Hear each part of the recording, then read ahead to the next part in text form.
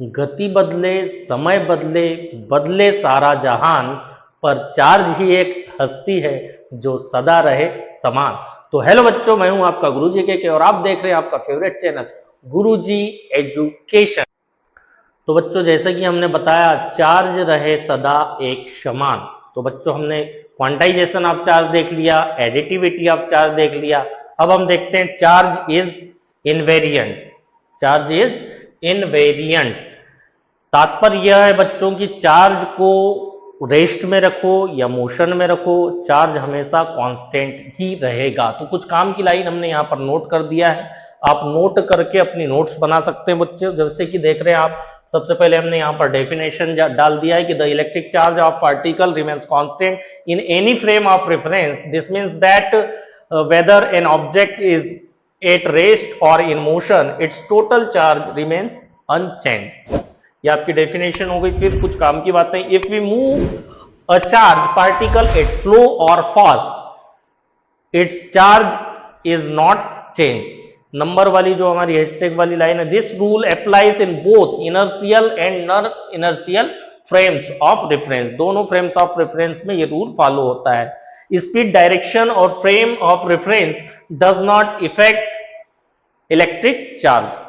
Speed, direction और frame of reference electric charge को affect नहीं करते, कोई इफेक्ट प्रोड्यूस नहीं करते। और हमने प्यारे प्यारे क्वेश्चन बना दिया बच्चों, जिसमें से अपन क्वेश्चन को सॉल्व करेंगे। नंबर 1 क्वेश्चन है आपका कि a particle carrying -2 coulomb charge is moving at 1000 metre per second, what will be its charge if the speed is increased 5000 पर मीटर। कहानी यह है बच्चों कि एक पार्टिकल है जिसका चार्ज है -2 कूलम्ब और वो उसकी जो स्पीड है वो मूव कर रहा है 1000 मीटर पर सेकेंड की स्पीड से। तो कहानी ये बन रही है कि अगर उसकी स्पीड को इंक्रीज करके 5000 मीटर पर सेकेंड कर दिया जाए तो उसके चार्ज में क्या इफेक्ट आएगा पार्टिकल के चार्ज में। हमारा टॉपिक ये इलेक्ट्रिक चार्ज इज इनवेरिएंट, मतलब चार्ज रेस्ट में हो, मोशन में हो, उसको स्लो मोशन मूव कराएं या फास्ट मूव कराएं, चार्ज क्या रहेगा, कांस्टेंट रहेगा, अनचेंज रहेगा। तो हम बोल देंगे यहाँ पर कि चार्ज जो है चेंज नहीं होगा, -2 कूलम्ब चार्ज ही रहेगा। ये हमारा हो जाएगा आंसर बच्चों, answer number first. Second question बोल रहा है बच्चों, if a proton and electron are moving with the same velocity will their charges change. Electron और प्रोटॉन दोनों सेम वेलोसिटी से मूव कर रहे हैं तो क्या उनके चार्जेस में कोई चेंज आएगा? नहीं आएगा।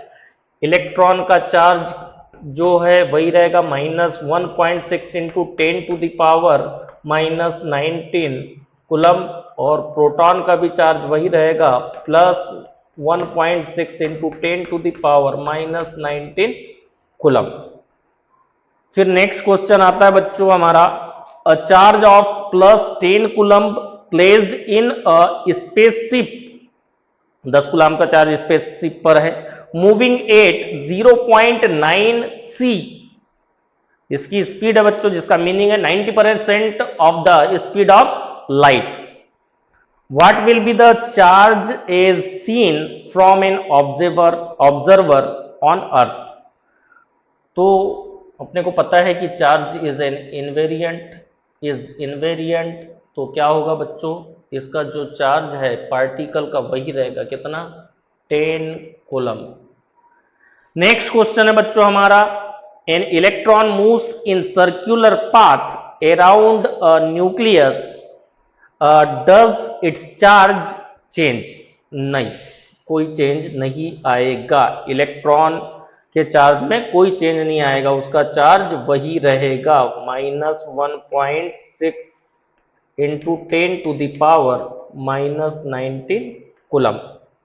अब नेक्स्ट क्वेश्चन है बच्चों, how does charge behave in different frames of reference.